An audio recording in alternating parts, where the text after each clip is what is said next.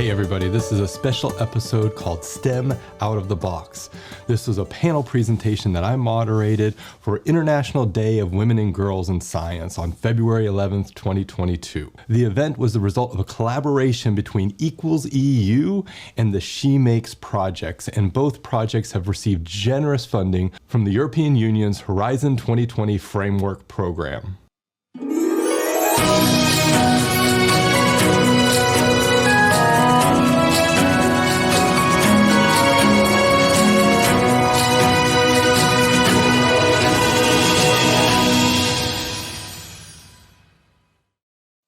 Hello, everybody. My name is Anthony. It is 1700 on a Friday night, Central European time. And that means one thing and one thing only. We have an amazing panel of the most awesome people you could possibly imagine. My name's Anthony. I'm the host of this round table. It's my responsibility to immediately decenter myself and recenter focus on the people you've come here to see. But before we get into it, I want to thank the sponsors of this event. This is Equals EU and She Makes. These are EU funded, so projects that have been funded by the European Union to focus on this issue of gender inclusive innovation. And we span everything from the tech sector all the way through to textile and fashion industry. We touch almost every aspect of society. Now, again, both projects have received generous funding from the European Union, so I want to recognize that and express my sincere gratitude. Now, let's get our panelists in the room. Instead of doing the typical introductions where everybody kind of goes around and tells a little bit about themselves, we're going to jump right in to a nice creative thinking exercise. And this is a way of getting to know everybody. So the first thing that I want to do is think about metaphors. And I want to think about metaphors for your career, because this will help us think differently about how we approach our work. So panelists, I want you guys to go through each one of you and give me a metaphor for your career. And if you're watching the live stream, why don't you throw a metaphor for your career into the comments, into the chat, so we can all share that. Now, a metaphor, it follows a very simple structure. My career is like, fill in the blank, because, fill in the blank. Let's get things started. Oludale, can we start with you, please? My career is like, because. Okay, hi everyone. My career is like a tree because at the beginning stages, you need a lot of watering, a lot of input for it to grow and stay strong. And at a point, it starts to blossom, starts to bring fruit, and there are many other impacts I can make once I'm grown and strong. Yeah. I love it. I love it. And what a fitting analogy. I think we can all relate to that tree metaphor of being able to say, I started as a seed, and then I've grown into something really amazing and wonderful. And I see that in you, Oludale. So thank you for that. Alexandra, let's hear from you, please. Hi, everyone. This is Alexandra Flora from Isai. Isai is the fashion brand I've launched, which uses only Romanian wool. With the aim to save what we've been wasting for many years. About 75% of wool in Romania has been thrown away. And yes, for sure, the metaphor that I'm going to say has to do with also how I got to launch the fashion brand. So my career is like unpeeling the onion, because I feel like I'm only becoming closer to myself, and closer to myself means also the product of Isai. And I've been unpeeling all the layers to come more connected to my inner being. And that is also the slogan of Isai, the journey inwards. And that's, I definitely identify with that a lot.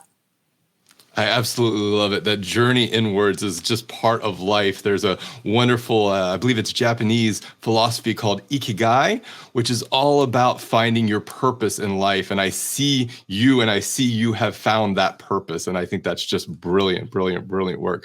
Let's go now to Andrea. Andrea, what is your metaphor?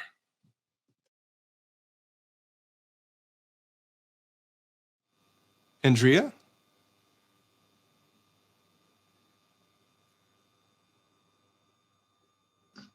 Well, Well, now I think it's okay. My my career is like a roller coaster, but with the stations like the trains have, but it goes in all directions, and it stops, and it gives me time to think about and to enjoy what happened, and all this because it's exciting and it's fun, but also scary and challenging. But that's how I would summarize it. I love it. I love it. It reminds me of one of my favorite quotes that life is chaos. It's important to be kind.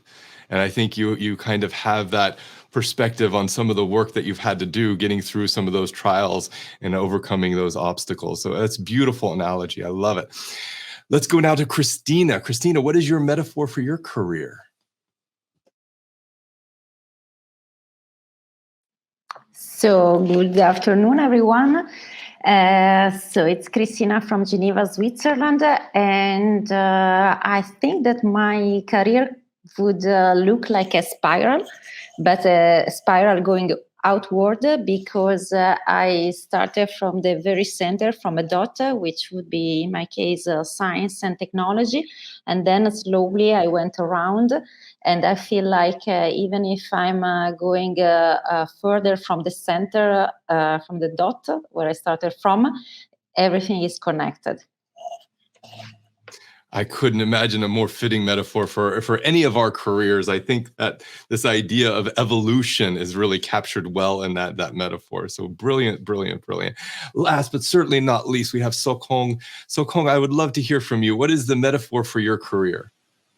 Okay, thank you, Dr. Anthony, and good evening, everyone. My name is Seo Kong from Cambodia. So I work as a project coordinator for Sister of Gold, a nonprofit educational program working to empower women in technology and to develop more female digital creators in Cambodia.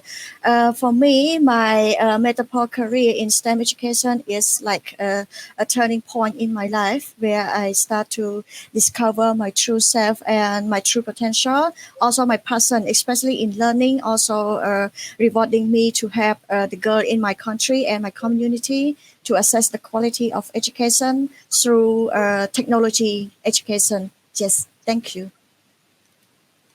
Absolutely brilliant. And I see that metamorphosis kind of coming through in what you've said there. So that's fantastic. So we've gotten to know a little bit about you, each one of these wonderful panelists. But I want to dig back into your childhood a little bit.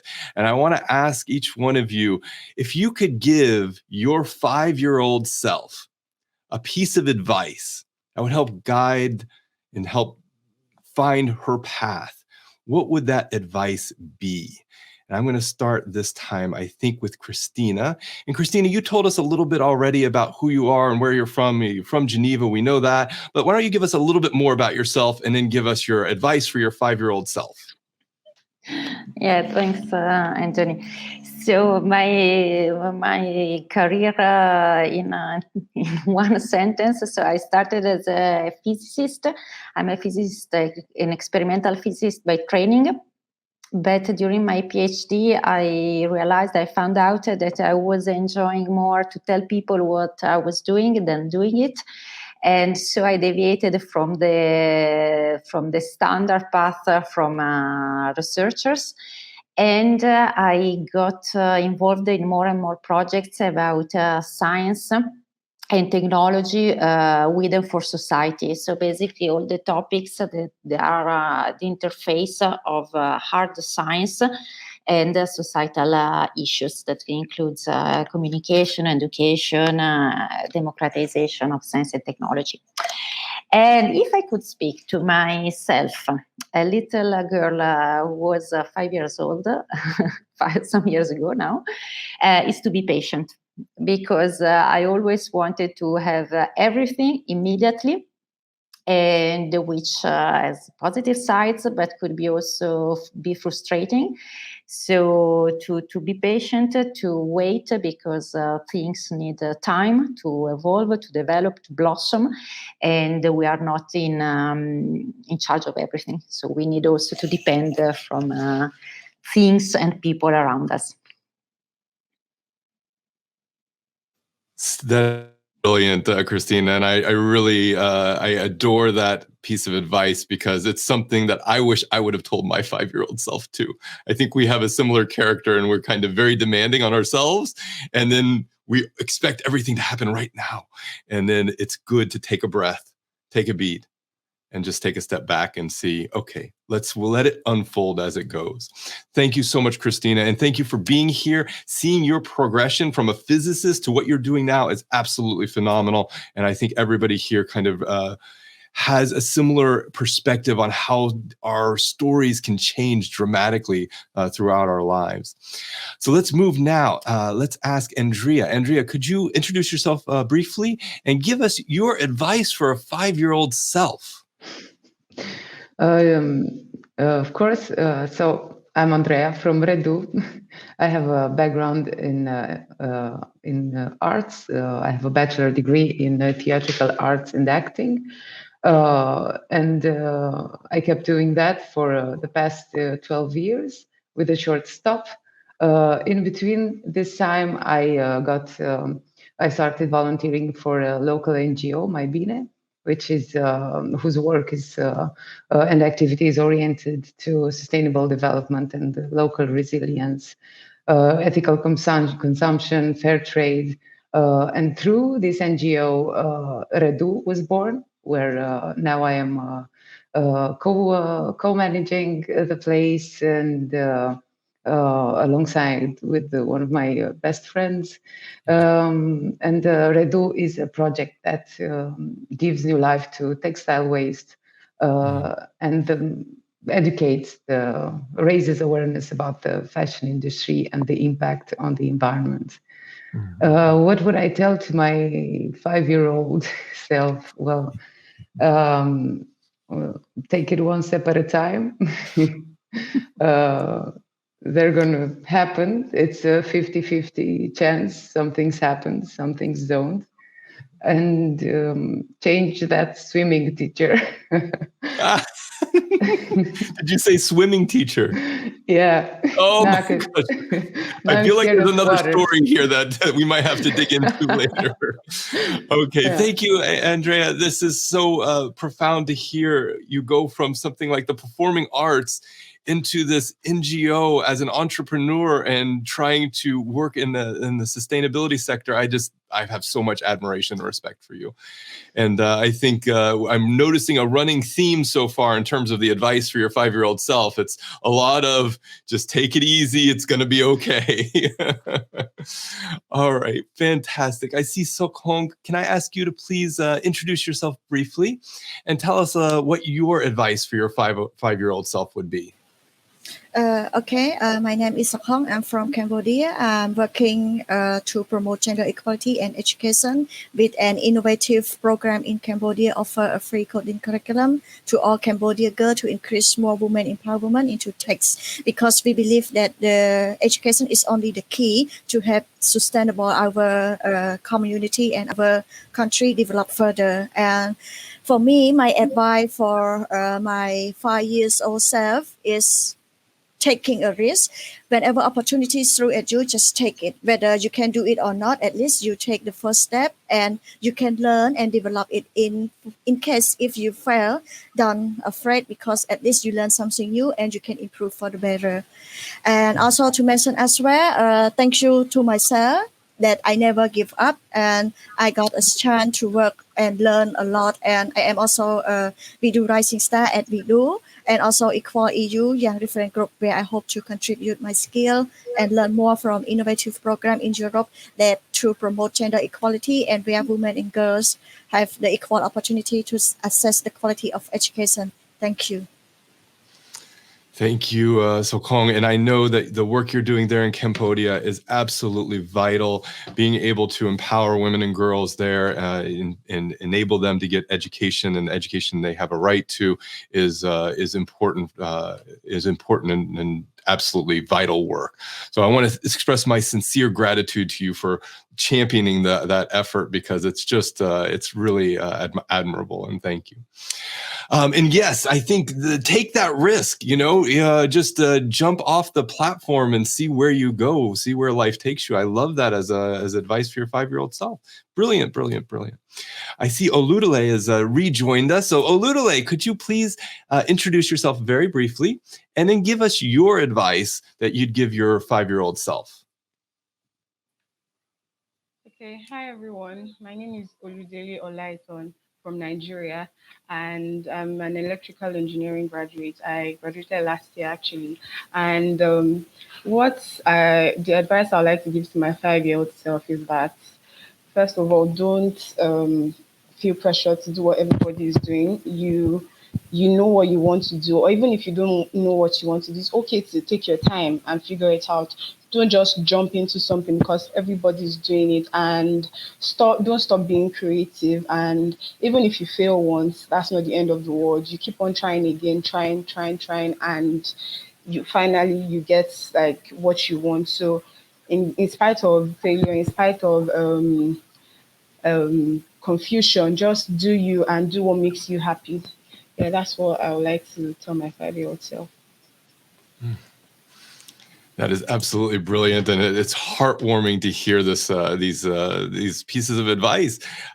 I would love for us to just all take note of this, because these little pieces of wisdom are part of our stories, and it's part of what we've grown to know. It's part of our wisdom, our collective wisdom. And I really appreciate the kind of future that you have, Oludale, there in Nigeria. I think you're going to achieve great things, especially with the background that you have. It's really, really inspired. I want to encourage everyone who's watching the live stream, why don't you take a moment and put into the chat, what is your best advice for your 5-year-old self? Why don't we all share this so we can understand a little bit more about where we've come from and where we might be going? Now, I know we have one more person to hear from their advice for their 5-year-old self, and that is Alexandra. Alexandra, you briefly introduced yourself before, so that's great. I think we could jump right in and hear your advice for your 5-year-old self. Thanks, Anthony. I thought I'm skipped for this because for giving an advice for the 5-year-old, I had to think about it for a second, and I hope the 5-year-old would also grasp this message, because we're so little then and we know so little. But for sure, what I would tell any younger self is to not believe what other people tell you about you. And because they will only project their life experience and background, their own insecurities and fears and trauma and pain, they'll project it on you, and you should not believe that. Even though you're 5-year-old only, you already know who you are, and trust that, and take that with you wherever you go. And believe that what you've been given at birth, that is only for you, and that's your true gift. Stand in your truth. I love that. I love that passion for who we are and understanding and owning that space. That's phenomenal. Alexandra, I got wonderful news. We have a really cool question that came in through the chat, and I want to see what that question might be. So I'm sorry, Stanisiu Elena, I'm going to butcher your name, but I'm going to throw this question to Alexandra, where I can fund your work. So let's hear from you, Alexandra. Where can Stanisiu reach out to you, contact you? What are your profiles? Right. So you can find me on Instagram. The journey is inwards. And the website will also be soon again launched. We've had already a couple of launches with some capsules on sweaters. But for sure, you can reach out on Instagram at The Journey is Inwards. And myself or other assistants who are emailing each other, they'll reach out and we'll find us. Yeah, for sure. Thanks for asking. Thank you, Alexandra. And for everybody watching the live stream, you got questions, comments you want to throw into the chat. We will ask our panelists and we'll get you answers to life's most compelling questions. I want to turn now to some storytelling. I want to hear from each one of you. What was the biggest change that you've made in your career? I want you to tell me a story about the time that you've experienced the biggest change. Maybe it was just an insignificant moment when it happened, but turned out to have big, big consequences. So you've all gone through huge periods of transition, whether that's going from one discipline to a completely different discipline, or like Olulele finishing her degree in electrical engineering and now going out into work or into graduate school. So that's all automatically a big pivot. So I want to hear, what's the biggest change that's occurred in your career so far? And let's start with, let's go to Christina this time for the first one. Christina, tell us a story. What was the biggest change that happened in your career? Yeah, I mean, I feel like there are changes every 2 weeks, to be honest. But probably is about 10 years ago when I discovered the maker movement and the revolution associated to Fab Labs and maker spaces, because I found out finally that there was a domain that basically was including everything I liked. So the creating part, the experimental part, but also to share, to talk about things, to have to work in an open environment where everybody is welcomed. And so that was really a turning point for my life, for my career. And I'm happy that then it translated to also a practical change, because I then had the chance to meet my two people who had the same idea, the same interest, and we opened the first Fab Lab makerspace in Geneva, Switzerland. That is absolutely incredible. What a story.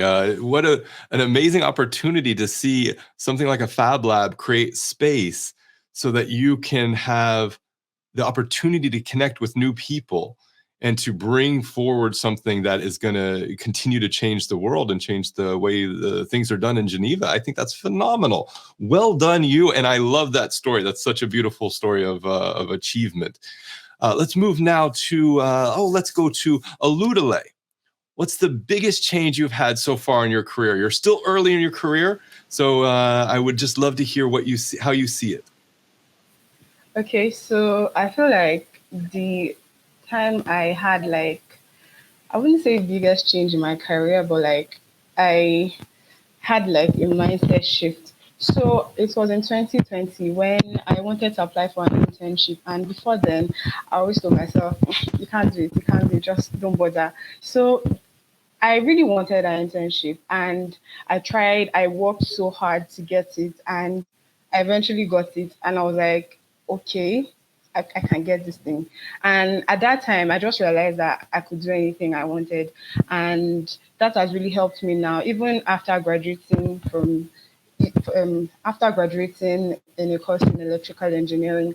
I have into climate change. I've taken courses in product management. I have also started a business. I have just done so many things that are not directly related to what I studied, but have also given me like an opportunity to do what I enjoy doing. And yeah, I feel like that event or that that internship that I got just changed the way I think and the way I look at the things I can accomplish and what I can't accomplish. So I just feel like that made me see that, okay, I can do anything, and changing is something that I should be comfortable with. So yeah.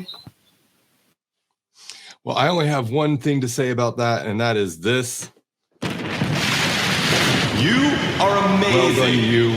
That is absolutely amazing. I love to hear that you went from a place of doubt and insecurity, and you transition to a place of confidence. And not only confidence, but you went so far past what you were trained to do. You're trained in electronics or electrical engineering, and now you're out there working as an entrepreneur, working in design and working in so many other spaces. And that's what it takes to be a leader. And I think that you've got such a beautiful path ahead of you. Thank you for that story. That was fantastic. Let's move now to Alexandra. Alexandra, what is the biggest change you've had in your career? Oh, goodness. Actually, I had so many changes, But for sure, definitely launching Isai was unexpected. I've been living in the Netherlands for 12 years. I've studied chemical engineering. So professionally, I'm trained as a chemical engineer. And here I am launching a fashion brand. And the turning point was at the moment when a couple of years ago, so part of my family is from the mountains in Romania, and we inherited some wool. And my mom, she's passionate about knitting. So I just wanted to put my creativity to work. And I said, Mom, let's do something with this wool and make something beautiful. So as she was making it, I thought, this could be also maybe put to the market. So I've started researching that. And as I was researching it and we wanted to make more wool, that's when I found out that actually a lot of the workshops in the mountains where the yarn is made are being closed. And that was very personal trigger for me. And I don't understand why is that happening. And a bit of my chemical engineering experience put me into this curiosity path where I started researching what the issue was. And that's how I found out about the issue in Romania with wool. And I told my mom, let's do it. We are going to launch this, and I have no idea how to make clothes. I have no idea about fashion design, but I should maybe figure out how to make it and what the production line would look like or whatever. So, yeah, that's definitely a big change for me.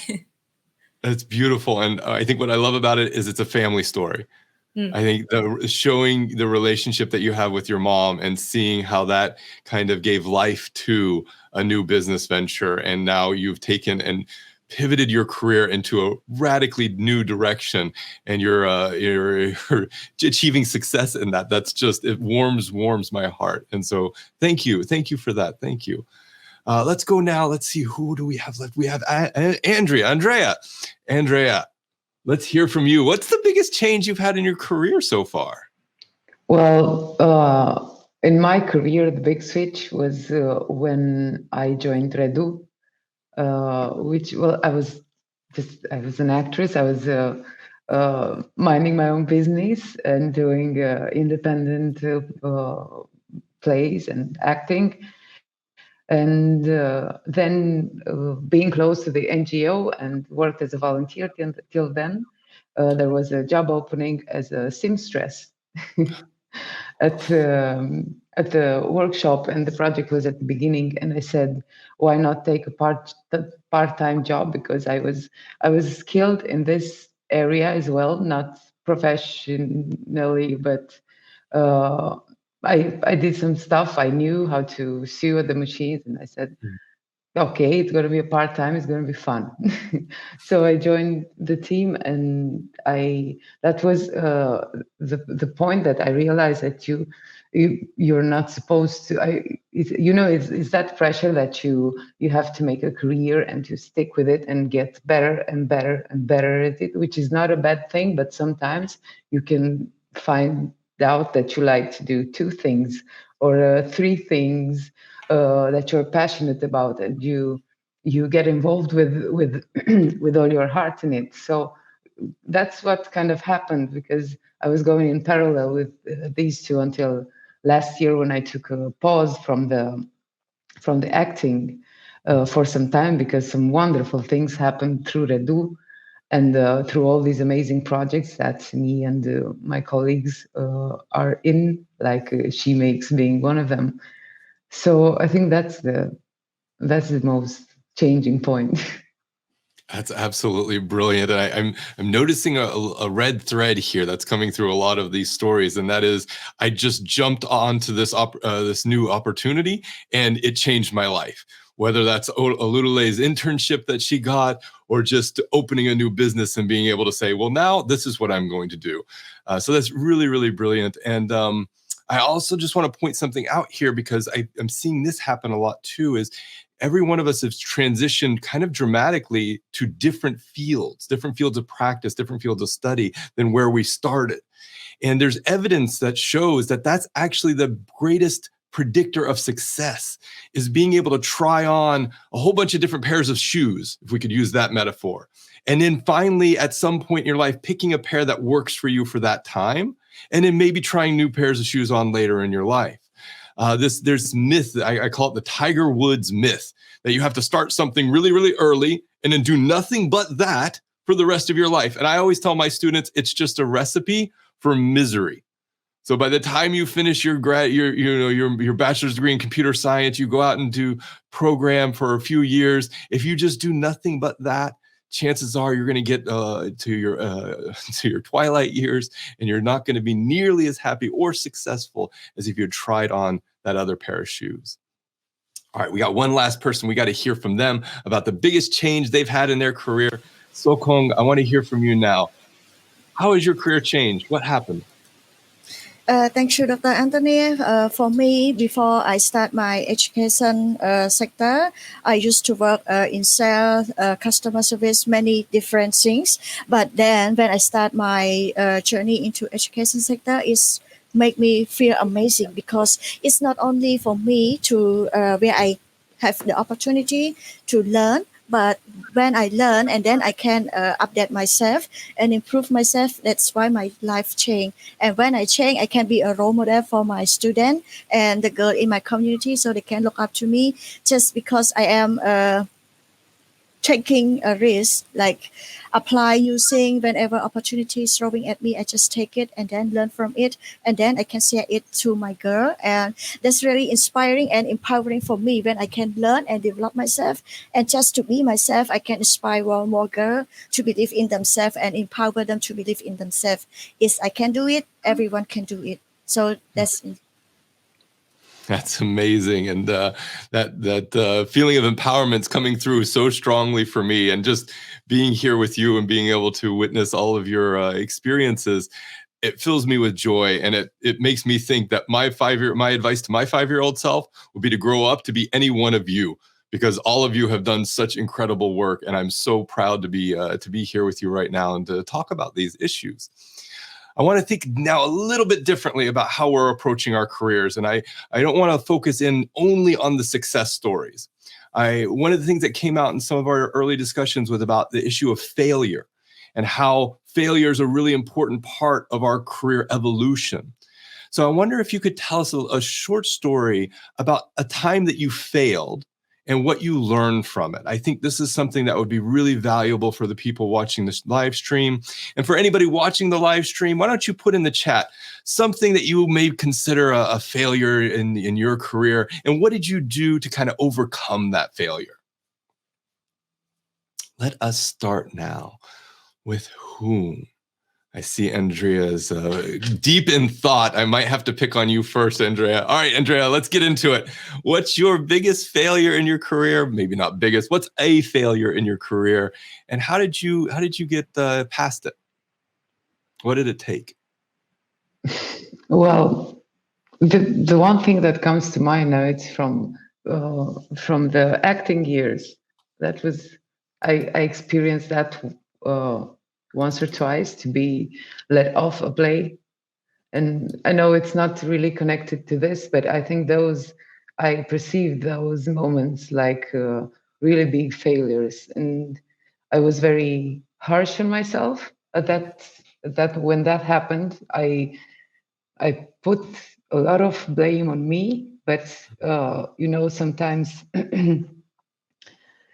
sometimes what I've learned from it is that things happen, and you just have to let it go in a while. Don't think about it too much. Try to see what did you learn, or what can you do better the next time. But I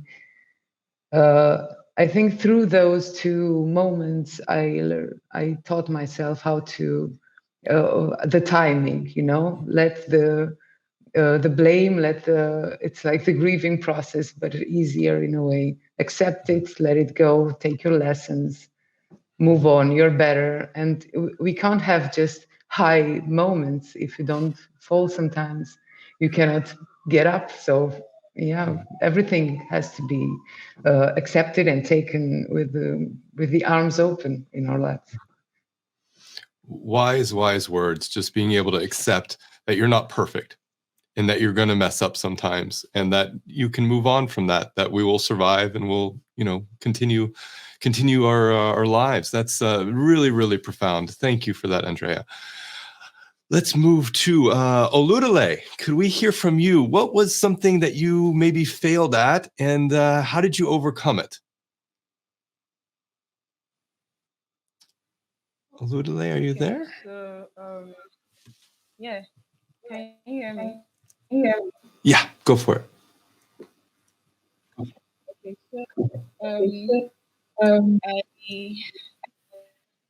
there was a time in my in high school. So there was this exam I wrote, and I was meant to get into this school, but I didn't get into it. But my other siblings got into the school, and I felt like, oh, I'm a failure. Like there's nothing I can do right again. But what that taught me was that you failing at something at one point doesn't mean you're never going to pass. And another thing it taught me was resilience, because after that I studied really, really hard for the next school I applied to, and I got in. And I also feel like once you have it at the back of your mind that you're eventually going to pass this thing, it's just going to help you to prepare, and it's going to tell you that, okay, even if I fail this time, I'm still going to do it again because I already have this end goal in mind. I'm going to pass it eventually. So failure, once you just build your resilience and keep on trying again, failure is just going to seem like another thing. It's just going to seem like something that is just there to slow you down, but it's not going to stop you from getting to where you want to go to. So yeah, that's what that experience taught me.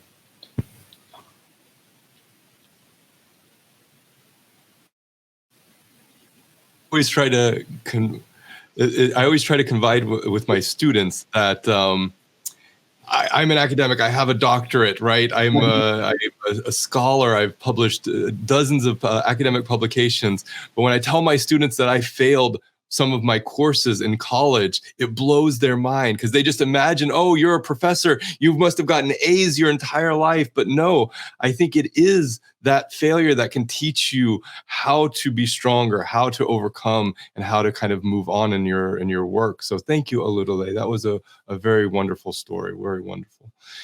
Okay, who's next? I see Christina anxiously wondering. Christina, let us hear from you. What's a failure you faced, and how did you overcome it? Yeah, I mean, I don't know if I overcome it, but I think that it was the first year of my studies in physics. And it's a pity that I didn't enjoy it as I should have done for 20 or even younger, 20 years old girl, because I put too much pressure on myself, and instead of accepting small failures or things that happen to everybody who starts a new challenging career path, I was always thinking that I need to improve, and that's I think it's a failure because I missed something that could have been much better. Then I overcome it, luckily, because otherwise I wouldn't have finished my studies. But I don't know how. I think it's the time and people around you that looking not always on your on yourself, but looking around make you understand that you're not the only one facing problems or issues. Amazing. Knowing that you're in good company. If you failed, you're in good company. And I feel like I'm in good company because I know I've failed multiple times in my careers. And knowing that I've seen you also have those struggles and you've overcome them, it gives me confidence as well for the next time I fail. Okay, let's move to Seo Kong. I want to hear from you briefly. What is one of the failures you've experienced and how did you overcome it? It's kind of tough question as well. But for me, my failure, I can say, is come from my insecurity from my childhood, and it's made me like it's not a big failure, but a failure in my career, in my past career, because of my insecurity and. I can say my emotional intelligence because I always care too much about what other people have to say of me. And in education field and especially technology where we work with in male counterpart, mostly we feel like we not we not belong there, and we always have a lot of judgment and criticism from them. And in the past, I just run away from it. And from time to time, when I get a lot of experience from my work, it helped me to grow my emotional intelligence, and I have to be stronger. And now I strong in my new career because where I have such an amazing role model. She's our managing director. She inspired me. She worked so hard and she managed to do everything by herself. And that is make me like whenever I want to give up or I want to quit, I always look up to her. I always told myself, I can do it. I will do it. I will make it happen. And that's motivate me because I believe that even now I'm not really a high professional in my profession, but if I keep striving, if I keep learning, one day I will become successful woman and be a role model to inspire the next generation. Because we as a woman, we need to inspire each other, to empower each other to be the best version of ourselves. Yes, thank you.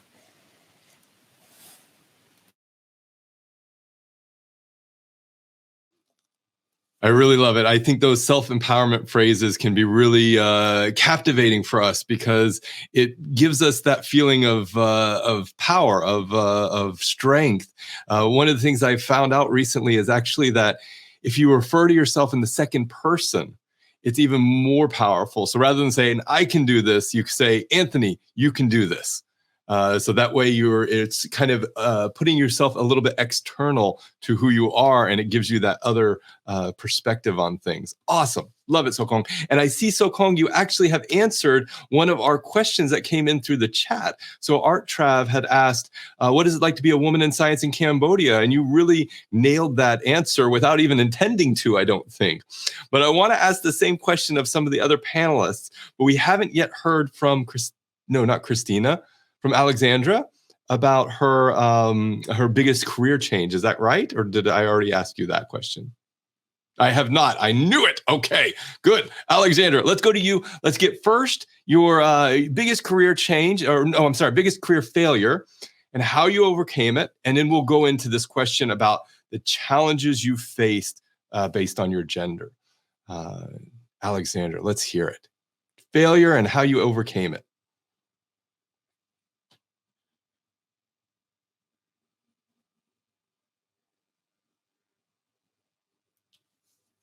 I think Alexandra is still on mute. For the moderator, please unmute. Yes, There's... thank you. Okay, good. I will not touch it, so I'm just waiting to be unmuted. No worries. Right, only tough questions. So failure in my career, well, of course, none of you knows, but I've had a career as a professional basketball player and in Romania. Yeah. And I know I did a lot of things in my life. And so that kind of ended at the end of high school. So just before starting my bachelor in chemical engineering, because it was tough to be a professional basketball player in Romania, financially wise. It was very, very tough. So it was also my failure that I felt I didn't have the resources to push through. But at the same time, that also brought me to the path of, going abroad and living in the Netherlands and then coming back to Romania and being so connected to sustainability and to nature and wanting to do something good, which probably, I don't know if I would be able to do that as a basketball player. However, a lot of the experience from being a professional sports player has helped me to grow throughout my career. It's a lot about discipline and it's a lot about pushing through. And I'm very grateful for that. And I still love basketball. I mean, I'm not going to take that out of the equation ever. And yes, about gender, right. Well, that's, yeah. Shall I? Okay. I cannot hear you, Anthony. I'm sorry. One of the comments that came through, that was my bad. That was not the moderator. That was my fault. I pushed my mute button. One of the comments that came through the chat, I want to just add this to the discourse. So what we want to understand is, what are some of the gender barriers that you guys have faced? But the comment that that came up in the chat is that it looks like all these women feel more pressure than men. And how can we change that? So if I could go around and get everybody's perspective here, what are some gender-based barriers that you might have experienced? And then maybe respond to this idea of how can we change so that the organizations that we work for, the society that we live in, kind of takes that pressure off of women to kind of, in most ways, outperform men, to kind of double down. Really profound stuff, really tough questions. Thank you, Art Trap, for that question. That was phenomenal. All right, let's think here. Who's got a face of inspiration? I need to see that look of like, I got something. Christina, I see it in your eyes right now. You've got something cool for us. Let's hear it. No, to be honest, I think there's a good side in putting pressure on yourself, because maybe men, they assume too much, I think. So if I have to choose between having the imposter syndrome or the Dunning-Kruger effect, where you believe that you can do everything, I would probably choose for the imposter syndrome. So I don't think that we need really to change, to adapt to the male work environment, because it was built by men, and there are some specific characteristics. I don't see that we need necessarily to adapt to it, but to change it and maybe find a balance between always doubting and always thinking that you are right. And so I think that the good balance, and something that I'm still learning, but I'm much better than probably 10 years ago, was to be able to say that you don't know something very, very without any problem. That's something that men probably struggle more than women, but also to be able to say, no, I think that's correct, and I'm convinced because I know it. So to find a balance between these two attitudes, I don't think that one is necessarily better than the other. I don't want to work in an environment where you are not allowed to doubt, you are not allowed to say, I don't know it, I don't know how to do it. How would you do it? Because I don't know. Yeah, you point out so many interesting things there. This issue of just being compassionate on ourselves and on each other, and having workplaces that are accepting of everyone's vulnerabilities. I think this is a really important aspect of how we structure our societies. And it Go ahead. I think that the key is really diversity. It's not that, and it would be a failure really to assume that the existing model is the correct one. And this is why men benefit from gender diversity as much as anyone.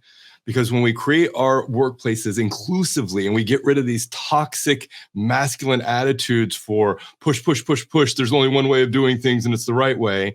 And if you're anything other than that, then you're maligned. I think that creates such a more empathetic and compassionate place to belong, not just to work, but to belong. And I think you've pointed that out in a really, really important way, Christina. Thank you for that. All right, let's see. Whom else? Oludale, I want to hear from you. What kind of challenges do you think you've experienced because of your gender? Do you feel like you are under a lot more pressure than the men who you've worked with? How do you cope with that? And how can we change things? It's like 11 questions in one. You pick any one of those. Oludale, are you there? Okay. Hi. Can everyone hear me? Yes, loud and clear. Okay, so I feel like the major problem I've been having was comparing myself to guys, because first of all, I am a lady and I don't think I should have to do what I see them doing. And that comes down to knowing what you want and standing for what you want. Like Christina said, we don't have to walk in a male, we don't have to walk based on the structures in place already. So we need to understand what we want and how we want to achieve that. So me, the problem I've been in was, I think it started with my parents, to be honest, because I have a brother that's just before me, and I feel like the standards they put in place for him, they just expected me to just go in line with that, and that's not something I wanted to do. I wanted to be free to do what I wanted to do. So I feel like that's like the major problem I've had. And as regards to pressure, I feel like the pressure has also helped me because now I know that I found myself. I know what I want. I know what I do not want, and that's also going to help me to impact the people around me. Because now my sisters, they've seen that okay, I'm doing what I want, and they can easily say this. I want. I get to choose what I want to do. So I feel like the pressure is kind of a good thing too. Yeah. That's incredibly insightful and so important to point out that we're all role models here for the next generation, and I think you provide a really important role model for your family, Oludale. So thank you for that, and thank you for those insights. All right, I want to move now to our last question. I know we haven't hit everybody in this previous question, but that's okay because we have the most important question we always save for the end. That question is, what sort of fears have you had in your career?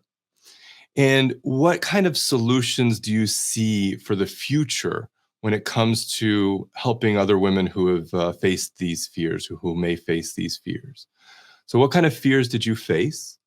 And then what sort of solutions could you see would be effective for the next generation of women who may face these same fears? Let us start now. We didn't hear from Andrea in the previous question, did we? Yeah. Yeah, you didn't. Yes, I know. Okay, so let's start with you. Yeah. Well, talk about my fears and solutions. I think I've heard a lot about the imposter syndrome. It came around in our discussion, and yeah, I think that's something that is in the back of my head. That's a big fear of mine, that maybe I'm not ready enough to do this. Maybe this idea of mine is not good to be taken to the public. Maybe it should wait. I don't know if I don't know how to put this in a way, but this is the fear that you're going to fail. And I keep asking myself, why? Because failing is the most important part of a process.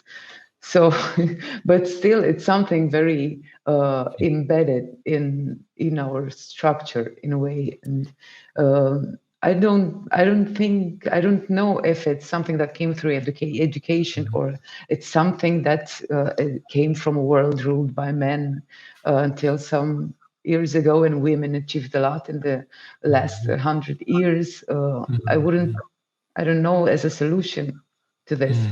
I think I would put restarting the rules, starting to I think men have imposter syndrome in feelings, in connecting, in not being allowed to cry, having to always be the strong one. So I think that's where we should align. It's time. We can communicate. It's time to restart a bit this whole equality syndrome. Yeah. Toxic masculinity is toxic for everyone. It really affects all of our lives, and this is part of what we're trying to do is disconnect ourselves from these traditions that no longer serve our society and really never have. And I'm a huge advocate for educational reform. I've gone on the record more than once saying we need to burn the system down and start over again, because what it is not working the way it should work. And I think this issue of imposter syndrome that's come up a couple of times, the science here shows that, yes, everybody experiences imposter syndrome, but women, and especially women who hold intersectional identities, experience imposter syndrome to a much greater extent.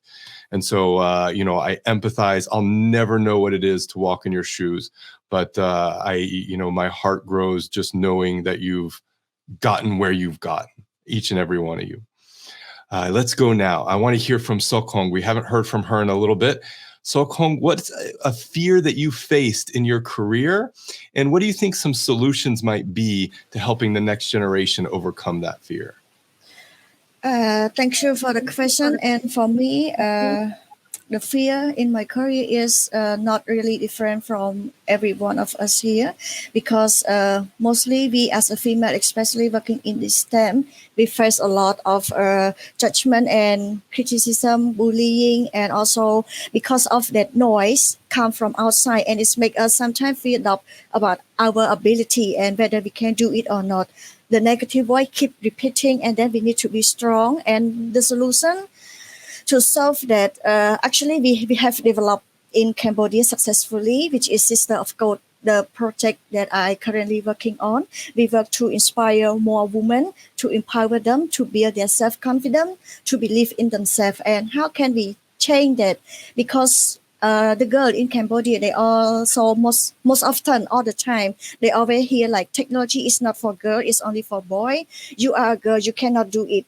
You just go there and learn, and then you waste your parent money. What is the point to go there? But instead of that, we try to promote gender equality by allowing them to access a real education in coding, in technology, and also computer science, to make sure that they have a real experience on that, and to make them feel like it's not what like other people say. We want to change that old stereotype that female cannot do anything. Female is a weak gender. Female just do housework. It's not technology, STEM field, and science is not for them. So we want to remove that by building a supportive community where all Cambodian girls come together who have the same mission, who have the passion in technology and want to strive for the better future for them. And when we can change them, just only making a change of future of one person, we can change a huge impact for our society. And with Sister of God, we make that happen. And last year, just to mention,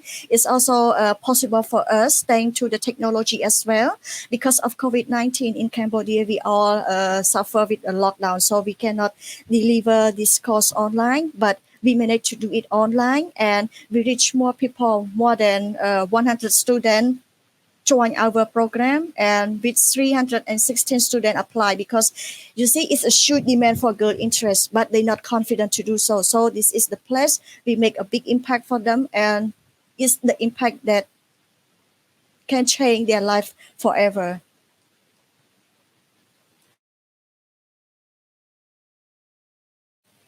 Thank you. Yes, there we go. You are already solving this challenge, and I love it. And when I said about the education system starting over, if we could make it like that, then we're good. Then we're golden. Thank you, Seo Kong, for your work. Thank you, each and every one of you, for your time and your energy and your engagement. It is the most precious resource to each of us. And I want to just say one last thing before we go, and that is, you are amazing. I appreciate you taking the time. For everybody who watched the live stream, you guys are awesome. We are going to close down and wish you a happy weekend in 3, 2, 1.